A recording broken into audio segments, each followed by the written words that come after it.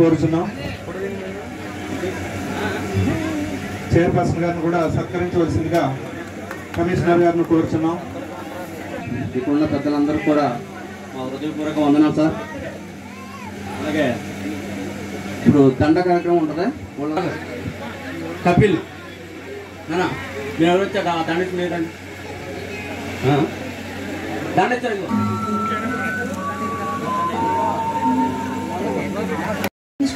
మొదటిగా గౌరవ మంత్రివర్యులు మన పట్టణానికి ముందుగా విచ్చేసి ఆ కార్యక్రమం ఇక్కడ మొదలు పెట్టడం అనేది మనందరినీ ఆనందదాయకం అని చెప్పి నేను కోరుకుంటూ ఈ కార్యక్రమం సంతోషపడుతున్నాము. ఆ కార్యక్రమం అంత సక్సెస్ఫుల్గా జరగటానికి సహకరించిన మా మంత్రివర్యులు కానీ అధికారులు కానీ అందరికీ కూడా మా హృదయపూర్వక ధన్యవాదాలు తెలియచేసుకుంటూ ఈ సందర్భాన్ని ఈ ప్రభుత్వం ఏర్పడిన తర్వాత 100 రోజుల్లో మన గౌరవనీయులు మంత్రివర్యులు మన నిడదవోలు మున్సిపల్ పట్టణ అభివృద్ధికి మనకి రోడా ద్వారా 3,10,00,000 రూపాయలు, అలాగే సీట్ రిమూవల్కి 32,71,000,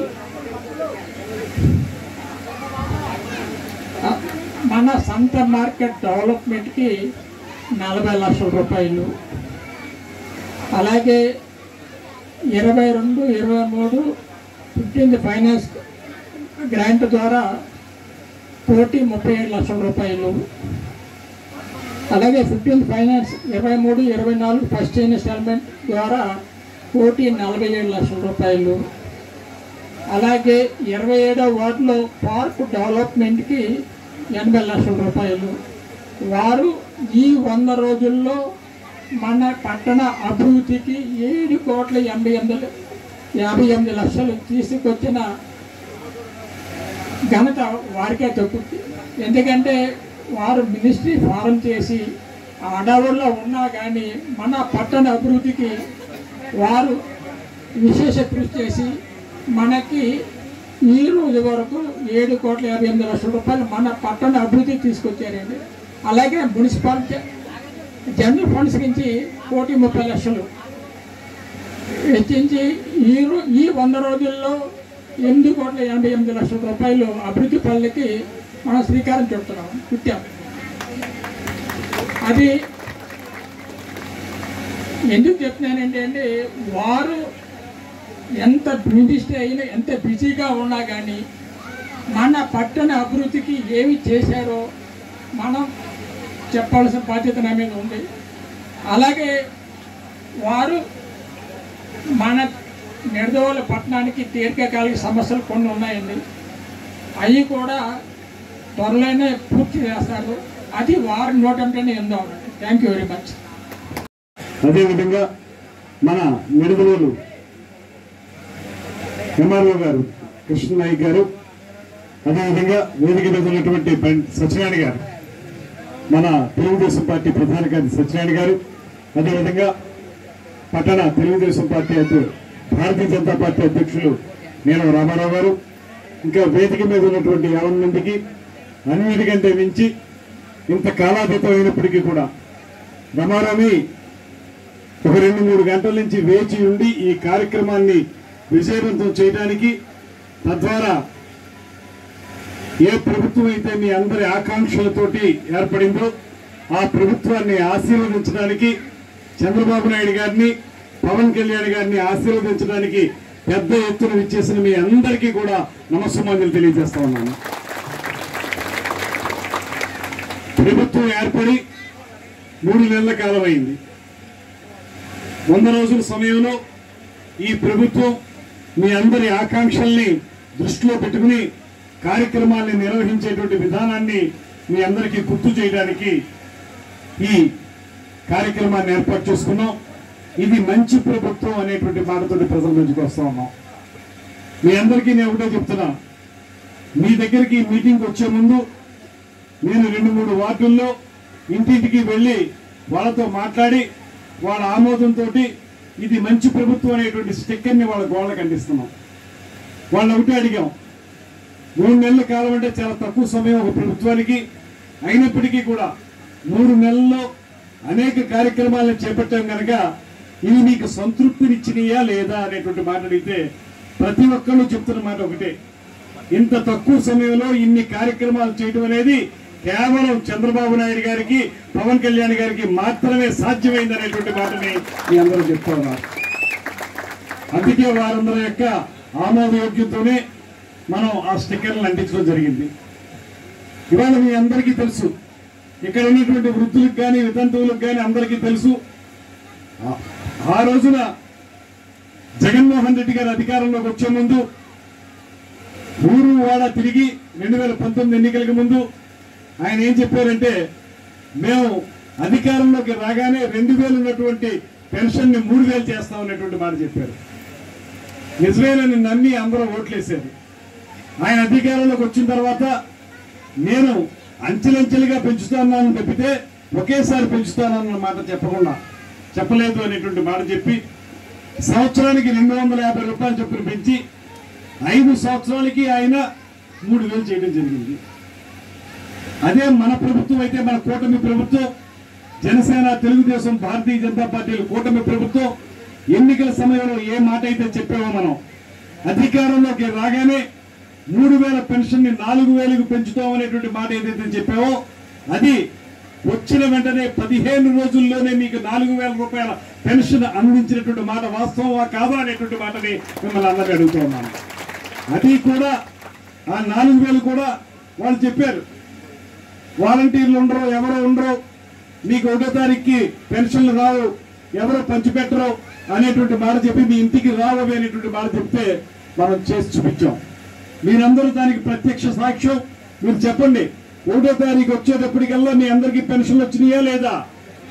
క్రితం నెల అయితే మనం చేసింది 1వ తారీఖున ఆదివారం వచ్చింది కనుక ఆ రోజు ఇవ్వటం ఇబ్బంది అవుతుందేమో ఆలోచనతో ఒక రోజు ముందుగానే 31వ తారీఖుకే మీకు పెన్షన్లు ఇచ్చిన కార్యక్రమాన్ని కూడా చేపట్టాం. అంతేకాదు చంద్రబాబు నాయుడు గారు ఎన్నికల ప్రచారంలో ఆయన ఇంటింటికి తిరిగి చెప్పిన మాట ఏంటంటే, ఏప్రిల్ నెలలో నుంచి మీకు ఈ 4000 రూపాయల పెన్షన్ ఉంటుందని చెప్పారు.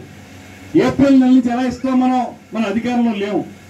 ఏప్రిల్లో లేవు, మేలో లేవు, జూన్లో కూడా లేవు. మనం ఎలా ఇస్తాం? కాకపోతే ఏప్రిల్లో మనం ప్రకటించాం కనుక అధికారంలోకి రాగానే చంద్రబాబు నాయుడు గారు, పవన్ కళ్యాణ్ గారు కూర్చుని వాళ్ళు చేసినటువంటి ప్రణాళిక ఏంటంటే, మనం ఏప్రిల్లో చెప్పాం కనుక అప్పుడు మనం ప్రభుత్వంలో ఉన్నా లేకపోయినా ఆ 1000 రూపాయల గ్యాప్ ఏదైతే ఉందో ఆ 1000 రూపాయలు చొప్పున 3 నెలలకి 3000 రూపాయలు మనం జూలైలో ఇచ్చే 4000తో కలిపి 7000 రూపాయలు ఇద్దామనేటువంటి మాట చెప్పి మీ అందరికి ఇచ్చారా లేదా అనేటువంటి మాట అడుగుతా ఉన్నాను. ఇంత సాహసోపేతమైన నిర్ణయం చేయాలంటే ఇవాళ చంద్రబాబు నాయుడు గారు కాబట్టి కుదిరింది. అది ఎందువలనంటే ఆర్థికంగా మన ఖజానా మొత్తం ఖాళీ అయిపోయింది. ప్రభుత్వం దగ్గర 1 రూపాయి కూడా లేదు. ఆనాటి వైఎస్ఆర్ కాంగ్రెస్ ప్రభుత్వం మొత్తం నొల్లేసుకుని వెళ్ళిపోయారు. వేరే పథకాలకు ఇచ్చినటువంటి డబ్బులు కూడా మనకు మంచినీళ్ళు ఇచ్చేటువంటి జలజీవన్ మిషన్ లాంటి కార్యక్రమాల ద్వారా ఇవ్వాల్సినటువంటి డబ్బులు కూడా వాళ్ళ సొంత అవసరాలకు ఉపయోగించుకుని మొత్తం డబ్బు పట్టుకెళ్లిపోయి మనకు సున్నా చూపించినటువంటి సందర్భంలో కూడా మీకు చెప్పిన మాట ప్రకారం పెన్షన్లు ఇచ్చినటువంటి ఘనమైన ప్రభుత్వం మన కూటమి ప్రభుత్వం అనేటువంటి మాటను మనం చేస్తున్నాను.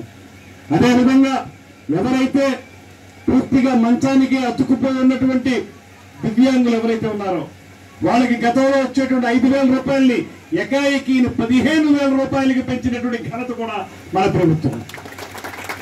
ఆ 15000 రూపాయలు ఇవాళ వాళ్ళకి వస్తే ఇంతకుముందు ఎవరైనా కుటుంబాల్లో పిల్లల్ని కొంత భారంగా భావించి ఉండొచ్చు. మంచానికి అతుకుపోయారు, వీళ్ళ వల్ల ఉపయోగం ఉంటుంది, ఏముంది, మనం కూడా పేదరికంలో ఉన్నాం కదా అనేటువంటి భావన కొంతమందికి ఉండి ఉండొచ్చు. ఎప్పుడైతే 15000 ఇచ్చామో వాళ్ళందరూ కూడా పిల్లల్ని జాగ్రత్తగా చూస్తున్నటువంటి సందర్భాన్ని నేను గమనించాను. కడుపు తీపెట్టు ఉంటుంది, దాంతోపాటు ఆర్థికమైన ఇబ్బంది ఉంటే ఇవ్వలేరు. కానీ నీ కడుపు తీపితో పాటు మరో పక్కన 15000 వస్తుంటే వాళ్ళు చాలా ఆనందంగా వాళ్ళ కోసం కృషి చేస్తూ ఉన్నారు. అదేవిధంగా 3000 ఉన్నటువంటి దివ్యాంగుల పెన్షన్ ని 6000కి పెంచాం. ఇవన్నీ కూడా మన దగ్గర డబ్బుండి కాదు, డబ్బు లేకపోయినా చెప్పిన మాటని అమలు చేయాలనేటువంటి ఆలోచనతోటి ముఖ్యమంత్రి గారు కానీ ఉప ముఖ్యమంత్రి గారు కానీ ఈ కార్యక్రమాలన్నింటినీ చేపడుతున్నారు విషయాన్ని మీకు నేను గుర్తు చేస్తున్నాను. అదేవిధంగా రైతులు, ఈ ప్రాంతంలో రైతులు పెద్దగా లేకపోయినా రైతులు ఎవరైతే వ్యవసాయ పంటలు చేసుకుని వాటి మీద వచ్చేటువంటి ధాన్యాన్ని రైతు భరోసా కేంద్రాలకి అమ్మకానికి ఇచ్చి దానికి సంబంధించిన డబ్బులు మా బ్యాంక్ అకౌంట్లో వెయ్యని అడిగితే ఆ ప్రభుత్వం పూర్తిగా వాటిని పక్కన పెట్టేసి ఆ డబ్బు ఇవ్వకుండా ఎన్నికలకి వెళ్ళిపోయారు. వాళ్ళు ఇవ్వాల్సిన బకాయిల్ని కూడా మన అధికారంలోకి వచ్చిన తర్వాత రైతులకి 1600 కోట్ల రూపాయలని నాబార్డ్ నుంచి అప్పు తీసుకొచ్చి మరీ ఇచ్చినటువంటి ఘనత మన ప్రభుత్వం అనేటువంటి మాటను మీకు మనం చేస్తున్నాను. అదేవిధంగా మీరందరూ గమనించాలి, ఇవాళ మనం నిరుద్యోగులు ఎవరైతే ఉన్నారో చాలా కాలంగా అడుగుతున్నారు వాళ్ళందరూ, మేము బీఈడీ చదువుకున్నాం, మాకు ఉద్యోగాలు ఇవ్వండి అనేటువంటి వారు ఎక్కడ కూడా ఉండొచ్చు చాలా మంది. వాళ్ళకి డిఎస్సి అనేటువంటి ఒక పరీక్ష పెట్టాలి. ఆ పరీక్ష పెట్టి అందులో సెలెక్ట్ చేయాలి వాళ్ళని టీచర్ల కింద. ఆ టీచర్ల కింద సెలెక్ట్ చేయాలంటే డిఎస్సి కండక్ట్ చేయాలి.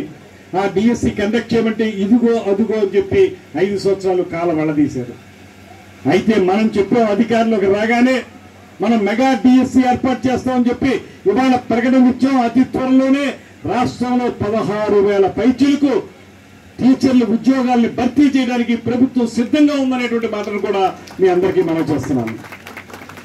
పేదవాడికి పట్టిన అన్నం పెట్టేటువంటి అన్న క్యాంటీన్లు మీకు తెలియంది కాదు. మనలో చాలా మంది పనులకు బయటికి వెళ్తా ఉంటారు. బయటికి వెళ్ళినప్పుడు పొద్దున్నే మనం ఇంట్లో వంట చేసుకుని ఇచ్చేటువంటి అవకాశం ఉండకపోవచ్చు. బయట కొనుక్కోవాలంటే మధ్యాహ్నం భోజనం కొనుక్కోవాలంటే 100 రూపాయలు 200 రూపాయలు, ఏ హోటల్కి వెళ్ళినా 50 రూపాయలకు తక్కువగా భోజనం లేదు. అలాంటి పేద వర్గాల వారు ఎవరైతే ఉన్నారో, ఎవరైతే రోజు కష్టపడుతూ పట్టిన అన్నం కోసం ఎదురు చూస్తున్నారో అటువంటి వాళ్ళందరికీ అన్నా క్యాంటీన్ ద్వారా 5 రూపాయలకే భోజనం పెట్టే కార్యక్రమాన్ని ప్రారంభించినటువంటి ఘనత కూడా ఈ ప్రభుత్వానికి దక్కుతుంది. నిడదవోలు పట్టణంలోనే అన్నా క్యాంటీన్ పెట్టుకున్నాం. గత 5 సంవత్సరాల కాలంలో వాళ్ళు ఏం చేశారంటే, అన్న క్యాంటీన్ అంటే అక్కడ ఎన్టీ రామారావు గారి ఫోటో ఉంటుంది, అదేదో ఆ పార్టీకి ఎక్కువ ఖ్యాతి వస్తుందని ఆలోచనతో అన్న క్యాంటీన్లు మూసేశారు వాళ్ళు. అంటే వాళ్ళకి పేద ప్రజల పక్షాన ఏ రకమైన ఆలోచన లేదు, వాళ్ళకి పట్టెడన్నం పెట్టాలన్న ఆలోచన లేదు ఆ ప్రభుత్వానికి. ఇవాళ మళ్ళీ మనం అధికారంలోకి రాగానే ఏదైతే కార్యక్రమాన్ని మనం గతంలో చేశామో ఆ కార్యక్రమాన్ని పునఃప్రారంభించాం. ఇవాళ పేదవాడు 4 మెతుకులు లోపలికి వెళ్ళిన తర్వాత, కడుపు నిండిన తర్వాత మనసు నిండా ప్రేమతోటి చేతులెత్తి జయహో కూటమి ప్రభుత్వం అనేటువంటి మాట చెప్తున్న సందర్భాన్ని మీకు గుర్తు చేస్తున్నాను. అదేవిధంగా మీకు ఏదైతే మేము చెప్పామో దాని ప్రకారం రేపు దీపావళి నుంచి, దీపావళి అంటే మనకి వెలుగునిచ్చే కాంతి పండుగ. ఆ కాంతి పండుగ మనకి మన జీవితంలో కూడా వెలుగు తీసుకురావాలనేటువంటి ఉద్దేశంతో మీకు 3 సిలిండర్లు ఉచితంగా ఇస్తామని చెప్పినటువంటి కార్యక్రమం ఏదైతే ఉందో అది దీపావళి నుంచే మీకు ఉచిత గ్యాస్ పంపిణీ కార్యక్రమాన్ని చేపట్టడానికి మనం సిద్ధంగా ఉన్నాం అనేటువంటి మాటను కూడా మనం చేస్తా ఉన్నాము. ఇలా చూసుకుంటూ వెళితే ఇంతకుముందు నాకు కమిషనర్ గారు ఇవన్నీ ఈ నిడదవోలు పట్టణంలో ఇచ్చినటువంటి అనేక కార్యక్రమాలు చెప్పారు. ఇక్కడ పెన్షన్లు ఎన్ని ఇచ్చాం, అదేవిధంగా డ్వాక్రా మహిళలకి ఎన్ని రుణాలు ఇచ్చాం, ఏ రకంగా మనం వివిధ కార్యక్రమాల ద్వారా 8 కోట్ల రూపాయలు తీసుకురాగలిగాం. 15వ ఆర్థిక సంఘం వాళ్ళు ఇచ్చినటువంటి సహకారంతో 2 కోట్ల రూపాయల పైచీలకు ఇక్కడ ఇవ్వగలుగుతున్నాం. ఇటువంటి అంశాలన్నీ కూడా ఒక కాగితం మీద రాసి నాకు అందజేశారు. అవన్నీ విడివిడిగా చదవటం కంటే కూడా మీకు కొన్ని విషయాలు చెప్పాల్సిన అవసరం ఉంది. ఈ ప్రభుత్వం ఖచ్చితంగా పేద వర్గాల వారి కోసం, తీరుగుడు అంటే నాకు ప్రత్యేకమైనటువంటి అభిమానం. నేను ఇక్కడికి ఎన్నికలకు ముందు వచ్చినప్పుడు చీకట్లో వచ్చాను ప్రచారానికి. వచ్చినప్పుడు ప్రతి ఇంటికి తీసుకెళ్లి నన్ను ఆదరించినటువంటి ప్రత్యేకమైన ప్రాంతం ఈ తీరుగుడు అనేటువంటి మాటను మనం చేస్తున్నాను. ఇక్కడ మహిళలు కానీ, వృద్ధులు కానీ, యువకులు కానీ అందరూ ఏకోన్ముఖంగా నాకు సహకరించి నేను నెగ్గడానికి ప్రధాన కారకులయ్యారు. నన్ను ఎమ్మెల్యేగా మీరు నెగ్గిస్తారంటే ఎమ్మెల్యేగా నెగ్గించడమే కాదు బాబు, నిన్ను మంత్రిని చేస్తామని నన్ను మంత్రిని చేసినటువంటి ప్రాంతం నిడదవోలు నియోజకవర్గం. అందుకే మీ అందరికీ కూడా ఎప్పుడు కృతజ్ఞతా భావంతో ఉంటాను. నేను తప్పనిసరిగా నిడదవోలు పట్టణానికి మంచి చేయడానికి మన ముఖ్యమంత్రి చంద్రబాబు నాయుడు గారు, అదేవిధంగా మన ఉప ముఖ్యమంత్రి పవన్ కళ్యాణ్ గారు సిద్ధంగా ఉన్నారు. వారికి వెనకాలండి వారితో పాటు మన ప్రాంతాలను అభివృద్ధి చేయడానికి. అయితే వీటితో మాత్రమే ఈ 3 నెలల కాలంలో మొత్తం సమస్యలన్నింటినీ మేము తీర్చేస్తామనే మాట చెప్పడానికి మాత్రం నేను ముందుకు రావటం లేదు. ఎందువల్లంటే 3 నెలల్లో చేయగలిగేవి కొన్నే చేస్తాం, అవి ఎన్నికల్లో చెప్పిన మాటలను చేశాం. అయితే చేయాల్సిన పనులు చాలా ఉన్నాయి. ఇళ్ల విషయం కానీ, టిట్కో ఇళ్ళు కానివ్వండి, ఇతరత్ర ఇళ్ల విషయం కానివ్వండి, డ్రైనేజీలు కానివ్వండి, రోడ్లు కానివ్వండి, ఇలాంటి తిరుగుడు లాంటి ప్రాంతంలో చాలా అధ్వానంగా ఉండేటువంటి పారిశుధ్యం కానివ్వండి, వీటన్నిటినీ కూడా అభివృద్ధి చేయాల్సినటువంటి అవసరం చాలా ఉంది. ఇవి తప్పనిసరిగా రాబోయే రోజుల్లో చేపడతాం. మనం కొంచెం వెసులుబాటు చూసుకుని ఒకే కార్యక్రమాన్ని, అన్ని కార్యక్రమాలని ఒకే రోజు చేయలేం కనుక ఒక్కొక్క కార్యక్రమాన్ని తప్పనిసరిగా చేపట్టి మీ అందరి ఆదరాభిమానాలని చూసుకునే విధంగా ఈ ప్రభుత్వం ఉంటుందనేటువంటి మాటని మీకు మనం చేస్తున్నాం. అందులో భాగంగానే 100 రోజులైన తర్వాత మన ప్రభుత్వం వచ్చి 100 రోజులైంది. మీరు ప్రజల మధ్యకి వెళ్ళండి, వాళ్ళతో మాట్లాడండి, వాళ్ళ సంతృప్తి స్థాయి ఏ రకంగా ఉందో తెలుసుకోండి. పూర్తి సంతృప్తి ఉంటుందని నేను అన్నాం, ఇంకా చాలా సమస్యలు ఉన్నాయి కనుక. కాకపోతే 100 రోజుల సమయంలో ఈ ప్రభుత్వం బాగా చేసిందనేటువంటి మాట మీరు చెప్తున్నప్పుడు, ఆ మాట మేము వింటున్నప్పుడు మాకు లభించేటువంటి తృప్తి చాలా గొప్పగా ఉంటుంది, మాకు ఒక ఉత్సాహాన్ని ఇస్తుంది.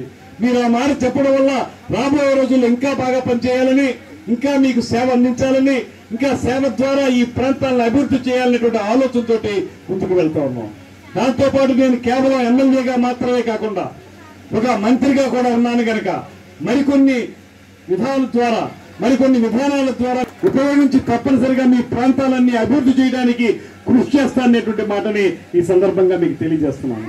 దాంతోపాటు ఇవాళ పవన్ కళ్యాణ్ గారు మనందరికీ ఇష్టమైన నాయకులు, వారు ప్రాయశ్చిత్త దీక్ష అనేటువంటిది 11 రోజులు చేస్తున్నారు.